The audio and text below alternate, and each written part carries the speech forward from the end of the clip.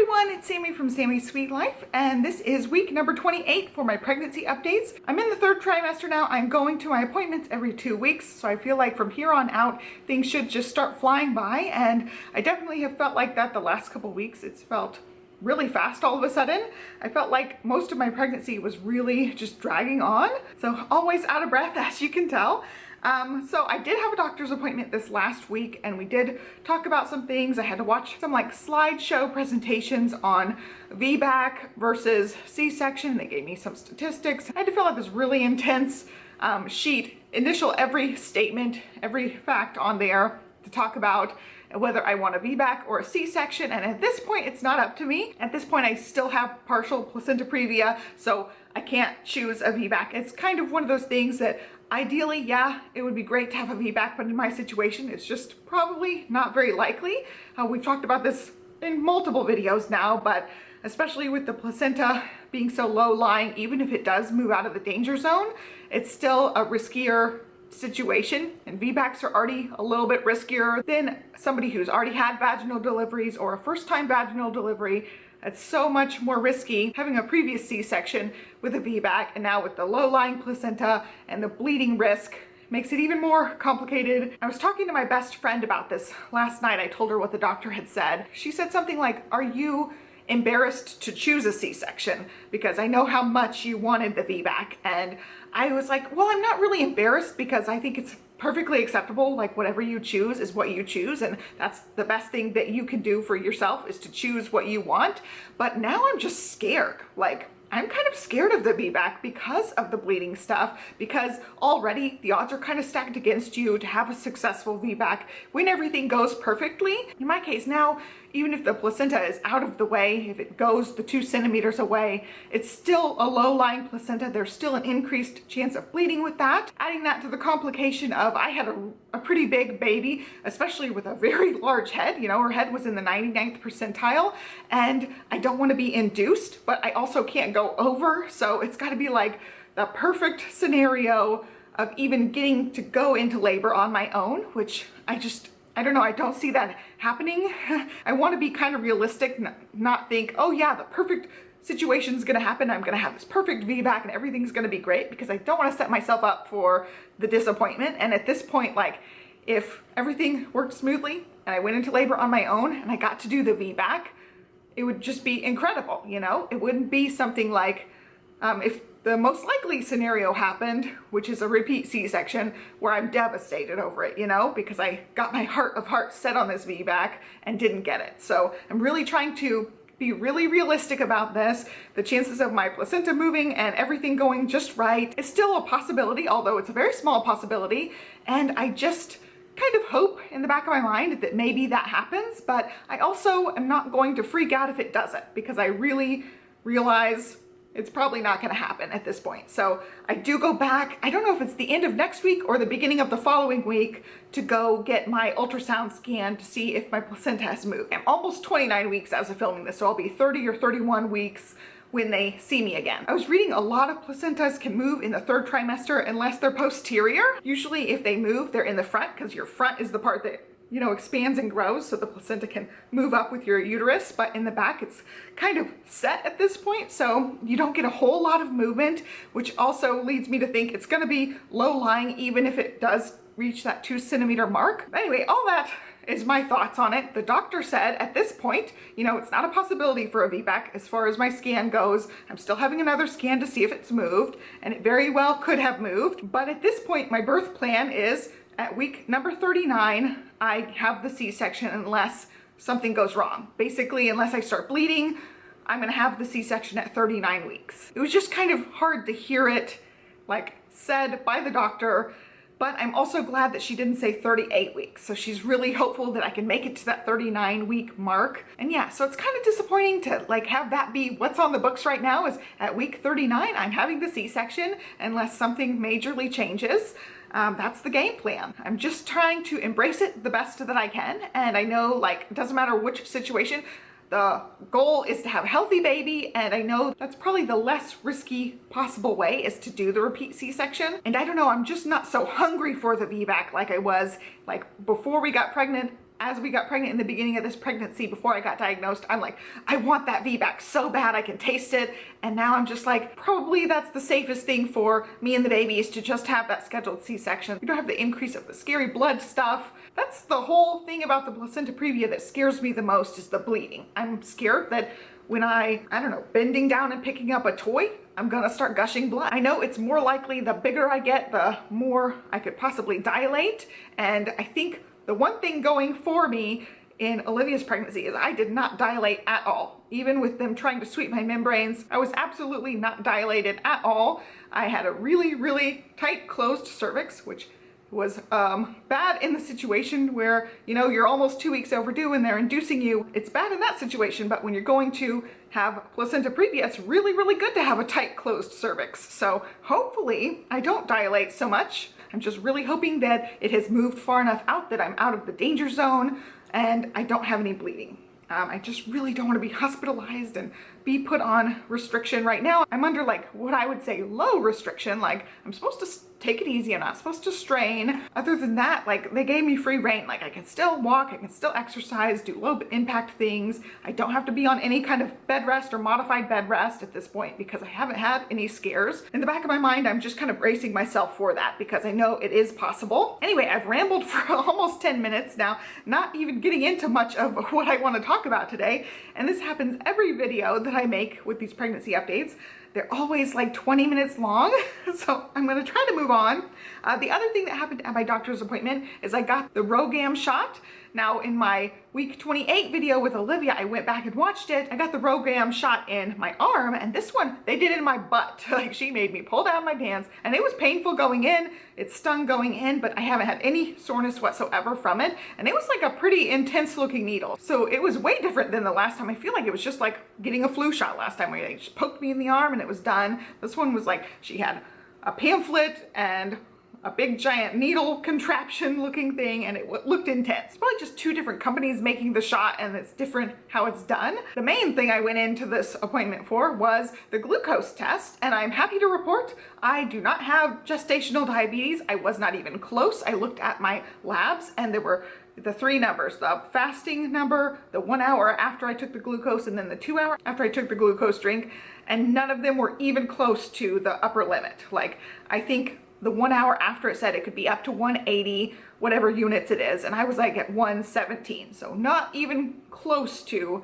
the top number at all. Not even close to borderline, which was really great. It's just one less thing I have to worry about. I think that's all as far as the important information about the doctor's appointment. Let's move on to my questions. I am in week 28 and baby is the size of a large eggplant. I'm not having a whole lot of new symptoms. I'm just having the same symptoms, but she has been pushing really, really hard on the right side. And I've told you guys before, like I feel lots more movement on that right side, but she, I don't know if it's an arm or a leg or something. It's definitely a limb because I can like feel the outline of a, you know, a smaller object.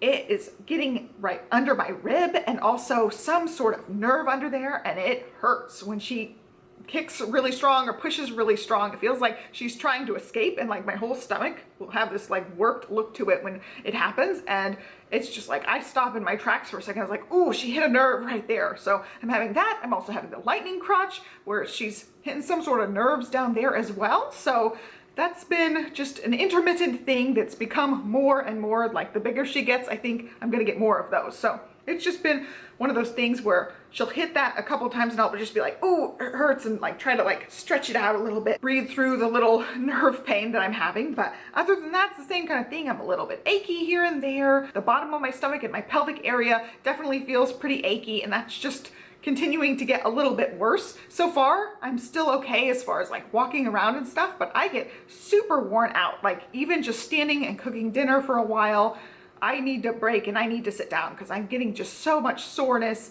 in my hip area, my lower back area. That's definitely just part of pregnancy. One symptom I have not talked about yet, which is a pregnancy thing, which has been an ongoing thing, is I am so hairy. Like, you know, all your hair gets thicker and stays put. You don't lose as much hair during pregnancy.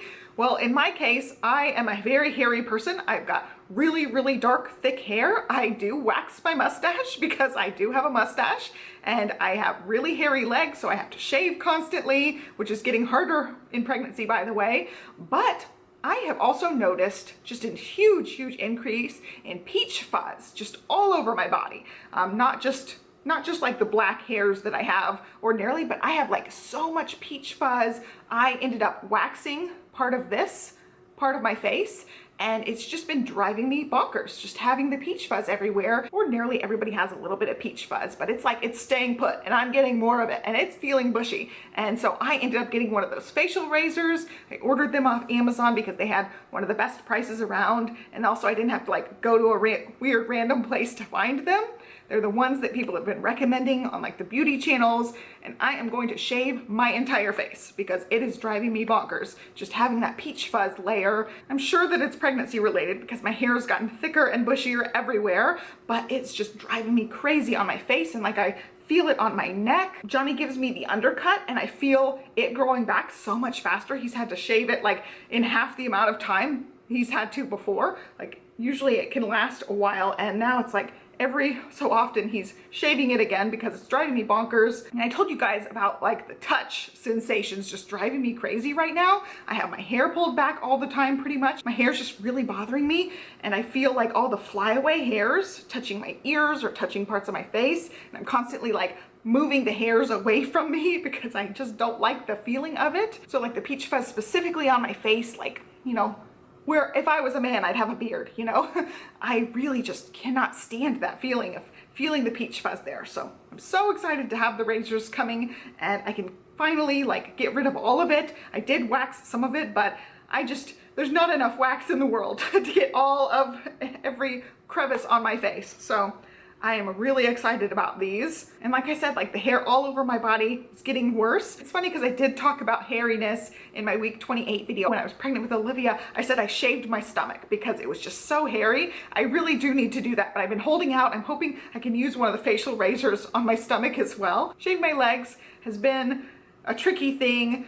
We don't have a shower seat in our shower, so I've been shaving my legs in the bathtub because I can't do much bending over. I get lightheaded. It's just something else that's on my symptoms actually. I've had more of those seeing stars spells the last few weeks, and this week, like anytime I bend over and stand back up, I'm having a little bit of that lightheaded seeing stars feeling. So I've had to be really careful with that. I don't do any sort of bending in the shower whatsoever, and it makes it tricky because I don't have a shower seat to like put my leg up on. So I've been shaving in the bathtub. Being able to reach all of the areas on my legs is really tricky at this point. So as far as cravings, I had a donut craving one day. Johnny ended up getting us donuts, and I had donuts over the course of a couple of days, and that was pretty much it. I've had very fleeting cravings. I've been wanting more sweets. I did send Johnny out for sweet tarts. He got like multiple varieties of sweet tarts. I'll insert a silly picture one night. I had him just take a picture of me holding all of the different sweet tart type candies, sour candies, and I kid you not, I took one bite of each candy, or one, like some of them were ropes. I took one rope, one piece of each candy, and I haven't wanted any since. Like I got the craving out of the way. I liked like trying each one, and he has made fun of me so much especially this last week. He really picked up on this, where I will want something, I will take a couple of bites of it and I'll be done, and he'll kind of like clean up the rest, eat the rest of whatever it is, or I'll put it in the fridge. And so in the fridge, he's like, okay, why is there 2 bites taken out of blah blah, whatever it is. I've been telling you guys I've been getting McDonald's sweet tea. So I get the 2 large sweet teas with no ice, and it lasts me for a week to over a week. Sometimes it almost lasts me 2 weeks. I just water it down a ton, so it lasts me quite a while. And I usually get hash browns those mornings as well. It's just what I do, whatever day that is that I run out of sweet tea. But one morning I saw on their little app thing when I'm ordering, it said 2 apple pies for like $1.20. And I was like, oh wow, that sounds really good. So I got the 2 apple pies, and I had them sitting on the counter when Johnny got out of the shower, and he made a joke. He saw the 2 apple pies sitting there. He's like, now I expect you to take 1 bite out of each of these. Now I can't remember exactly how he said it, but I cracked up so hard. He said, now I'm expecting you to take 1 bite out of each one of these and have them in the fridge for me later. So, and I almost did. I ate like a third or a half of one of them, and they're both actually still in the fridge. And that's how it's been. I'll talk about it in my budget update, but I have bought so much food. We have wasted way more food this pregnancy than I've ever wasted in my entire life. And he's done really good at like trying to clean up and eat as much as possible, but that's just how I have been. pretty much this whole pregnancy, but especially the last few weeks, I've been super indecisive. Like in the moment on the apple pies sound like the best thing I could ever possibly have. So of course I order them. I take a few bites. The few bites are good, but then I'm done. Like I'm feeling full, I'm feeling satisfied, I don't need any more of it. And like the idea of continuing to eat more makes me feel physically sick, like to think about eating the entire thing. So I just don't. And I've been like that with so many things. The only time of day where I like gorge myself on food is around lunchtime or midday. It's not usually like at noon. It's usually at like 2 or 3 in the afternoon. I start getting hungry and I will eat like the biggest meal that I have the entire day during that amount of time. And pretty much the rest of the day I'm doing this thing where I'm thinking, oh, that sounds really good. I'll go and I'll even like cook something and I will take a few bites of it and put it in the fridge. And that'll be whatever we have for lunches the next day or whatever. I know I'm annoying the crap out of myself, and Johnny's really trying to like tread lightly and make jokes out of it, but I know he's kind of annoyed with it too, especially like how it affects the budget. I'm gonna film that budget video right after this video. So right now I'm just really food moody. That's what I put on here. I'm food moody. Everything's a fleeting thing, and it's not as bad as earlier in the pregnancy where like nothing sounded good. Now everything sounds good, and then I take one bite and it's either not very good or I get satisfied and I don't want any more. I don't know, it's just driving me crazy. I keep telling myself like, okay, we're blowing the grocery budget, we're blowing the eating out budget, but this is so fleeting. Like in a few more weeks, I won't be a crazy hormonal mess. I won't feel like this about food. I'll have more room, first of all. When I am hungry, I'll have the room to eat whatever I want. Going along with that, I don't know that I've had any specific aversions this week. I have roasted broccoli and it didn't bother me this time, but I had other vegetables and also chicken cooking at the same time. So I think all the smells together kind of masked the broccoli smell, but nothing's really set me off aside from, you know, the food moodiness that I was just talking about. And my weight now is 190, which is up 3 pounds from last week. And that puts me at 23 pounds overall, which is still not bad. I think that's my highest weight gain week since the very early months in this pregnancy. I don't have any new discoveries this week, so I want to go ahead and compare this. In my pregnancy with her, I talked about my uterus abnormality. I have an arcuate uterus. You can look it up to see like the exact shape of an arcuate uterus. Basically, it's more like triangular. Some people do have complications from this, and the complications stem from not being able to get pregnant or having recurrent miscarriages. So I have had a couple of chemical pregnancies, but I don't think that had anything to do with my uterus shape. I don't think I've had any problems thus far because of my uterus. Oh, the one common thing that does apply is a lot of times babies will present breech and stay breech because something about the way the uterus stretches out, it's a little bit different with the arcuate uterus versus a regular normal uterus. Babies present breech a lot, and so far this baby has been breech. I will be interested to see if she actually ends up head down. Olivia was head down, so I don't think that my uterus really has anything to do with it. I also talked about the hairiness in the video when I was pregnant with Olivia. And then I also talked about I don't have a linea nigra, that like darker line that goes down and divides your stomach. You get a darkening line on your skin. I didn't have that with her pregnancy at all whatsoever. And this pregnancy, I don't have it either. So I just am one of those people that doesn't get it, I guess. Oh, I want to go back to my doctor's appointment. There was one number on my labs that happened to be abnormal, and it showed up like the very top of the thing. It's one of the markers for infection, just like a regular generalized infection. It's your immune system bumping up the immune response. And I've had a cold the last couple of days, especially yesterday was like the worst cold day. I'm super exhausted. I have blown my nose a billion times. I've sneezed and coughed, you know, all the like runny nose, yucky things. And I feel like I've been fighting this off now for like 2 weeks. So when I saw the lab number being high, and then I Googled it to like make sure it was what I thought it was, yeah, I wasn't surprised that it was high because I've been fighting off this little cold, and the day, like I'm literally reading lab results as I'm like holding a tissue, wiping my nose. So I'm like, oh, that makes sense. But that goes into my best and worst thing of the week. I have felt so just exhausted, especially this last week, but even the week before, I felt like I might be fighting off a cold. I had some, you know, congestion and sinus issues. And then now my nose is like a leaky faucet most of the day, the last couple of days. And I've just been super tired again, like where I was in the beginning of my pregnancy. And I felt like I was just coming out of that. I was just having some bursts of energy the weeks before this, and this week I'm just drained again. Like, I have been laying on the couch pretty much all day the last day or two, and so I'm considering this the best thing because it's just a cold, and hopefully I will still have more energy. I'll have some energy bursts throughout the rest of this pregnancy, and it's the worst thing because obviously I don't feel very good. You know, I feel kind of yucky with the cold. It's not a big deal. It's just a regular cold. It's also the worst thing because I was thinking, gosh, I just started this third trimester and now I'm exhausted again. And I was thinking, gosh, it's going to be like this the rest of my pregnancy. And I was kind of feeling disheartened by it because I was just starting to feel energetic again. And I was like, oh, it's just the cold. I'm not worried about it now. So on the agenda this week is not baby related. It is all Olivia related. Her dentist stopped taking our dental insurance, which I was devastated about. I ugly cried, and like for a whole day I was moping around after I found out this information. I was like, I miss our dentist already, because she's just such a good dentist, and I absolutely love her, and Livy loves her. She's super comfortable there.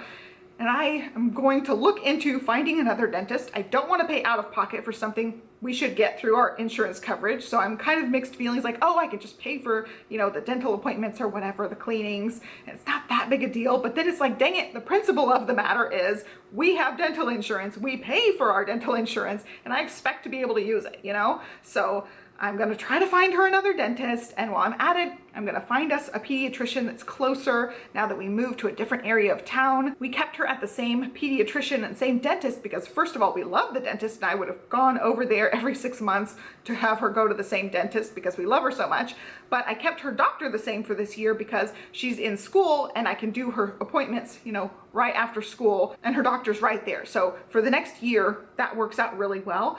But I was thinking about like having a newborn baby, you go to the doctor all the time, and it's a long drive. And I'm just kind of getting recommendations right now from people in the neighborhood and people close by. And going along with this, if you watched my other videos, the house update videos I posted, it's all in the same area where we're looking. So we're going to buy a house in the same area, and so I feel confident enough switching her to another dentist and a doctor close by to us now, because it will continue to be close by if we do end up purchasing a house. And if we don't end up purchasing a house the next couple of years, we'll be renting in the same area anyway. So it makes sense to just go ahead and switch us over, even though I've been trying to avoid it because it's annoying to have to, you know, research new ones, meet new ones, fill out all the paperwork and all the stuff associated with that. And then I have one question that people have been asking in real life, but I don't know that anybody's asked it online because you guys have already known, like we were really set on 1 and done, and then I finally came around to 2 and done. But people ask, are you going to be done with just 2? And the answer is absolutely 1,000,000,000% yes. Like,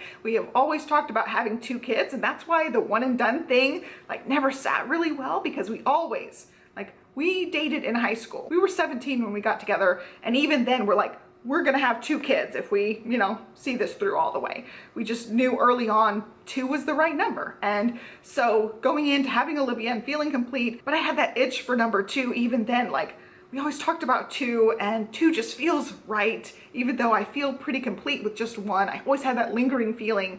And so now that we're about to have number 2, I feel really good. Like, yes, our family is complete. We will be looking into longer term birth control options and permanent birth control options. I'm gonna keep that part private, but we are gonna go with some sort of long-term or permanent birth control solution. 2 and done. I got my 2 little princesses, which I was really hoping for. I would have loved also to have a boy and a girl, but I feel really content, and I feel like finally my family is really complete, and I have no doubts about it like I did when I was saying, oh, our family is complete with 1. I still had so many doubts and so many like lingering feelings about it, and now I'm just like, we are done after this. For so many years, a lot of us think about having babies and planning it out and all that stuff, and to be at the point where like, once I give birth, I'm done making babies. And it's crazy to think about. And yes, accidents happen, even with permanent birth controls, even with long-term birth controls, accidents can happen. So I guess I'll say never, but if it's up to us, we will only have 2.